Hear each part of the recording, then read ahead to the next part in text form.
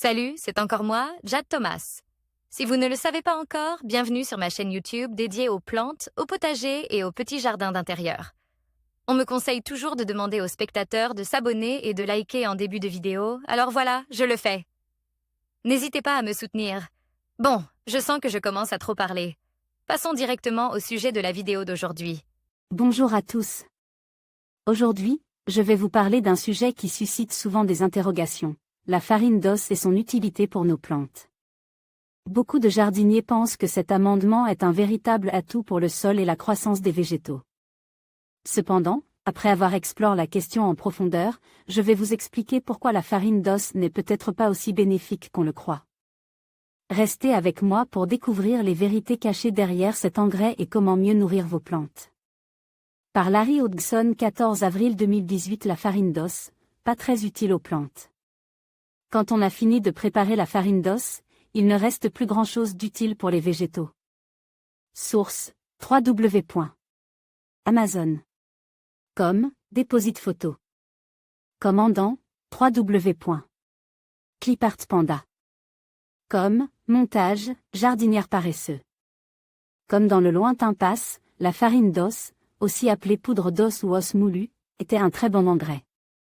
On prenait des os de bétail avec la moelle et on les réduisait en poudre, ce qui donnait un engrais de bonne qualité, riche en azote. Les agriculteurs d'autrefois l'utilisaient abondamment et cette idée que la farine d'os soit un excellent produit pour le jardin est restée vive dans la tête de bien des jardiniers amateurs. Mais la farine d'os moderne n'est plus fabriquée de la même façon. Aujourd'hui, on extrait généralement la moelle et on passe l'os à la vapeur pour enlever l'azote et la plupart des autres minéraux.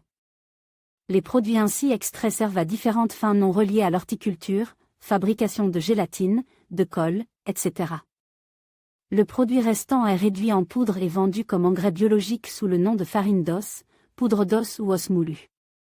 Son contenu. La farine d'os moderne présente des ratios de NPK variables, selon le fabricant 0-12-0, 2-22-0, 4-10-0, etc.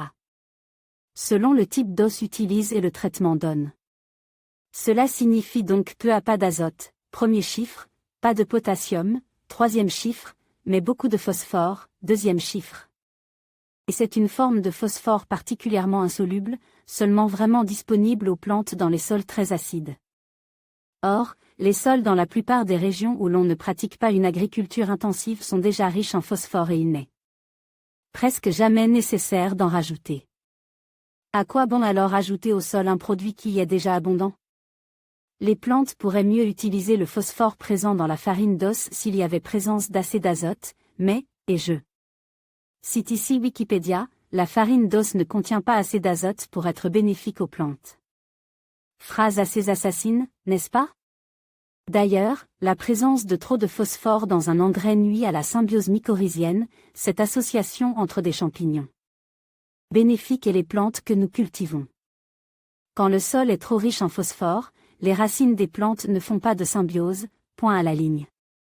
Donc, même si vous décidez d'appliquer de la farine d'os, idéalement vous réduirez la dose recommandée sur l'emballage de moitié.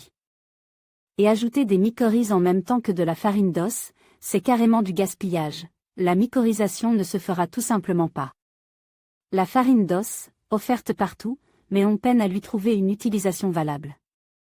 Source, Pixabay. Comme, montage, jardinière paresseux. Comme il y a aussi beaucoup de calcium dans la farine d'os et c'est vrai que les plantes ont besoin de calcium pour la formation de leurs cellules, mais encore une fois, le calcium se trouve déjà en abondance dans la plupart des sols. Pourquoi en rajouter? Et enfin, un dernier défaut de la farine d'os, elle tend à attirer la vermine. Si vous l'appliquez, il n'est pas rare que des animaux, rats, chiens, écureuils, moufettes, ratons laveurs, etc. viennent déterrer vos plants. Pas cher, mais pas utile. Je considérais la farine d'os comme étant essentiellement inutile en horticulture, un produit bidon. Si vous voulez enrichir votre sol, préférez le compost ou un bon engrais biologique tout usage qui ne contient pas trop de phosphore. Le deuxième chiffre devrait être moins élevé que le premier ou, tout au plus, environ égal. Par contre, si vous avez déjà de la farine d'os, ne la jetez pas à la poubelle, il est quand même plus respectueux pour l'environnement de l'utiliser. Idéalement, vous l'ajouterez à votre tas de compost, en vous assurant d'ajouter en même temps un produit riche en azote, des matières vertes, surtout. Si vous voulez l'appliquer sur des plantes, faites-le à la moitié de la dose recommandée, ou moins. Et sur des plantes établies seulement, pas sur les semis ou les transplants, afin de ne pas nuire à leur mycorhisation. La farine d'os, un produit essentiellement bidon, est certainement pas l'engrais biologique extraordinaire que certains prétendent. Nos partenaires locaux. En conclusion, bien que la farine d'os soit souvent présentée comme un amendement bénéfique pour les plantes, les recherches montrent qu'elle n'apporte pas les avantages escomptés. Sa faible disponibilité en nutriments et son impact limite sur la croissance des plantes soulignent qu'il existe des alternatives plus efficaces. Pour un jardinage réussi, il est préférable de se tourner vers des engrais organiques et des pratiques qui favorisent réellement la santé des sols et des plantes. Merci de votre attention et à bientôt pour d'autres conseils de jardinage.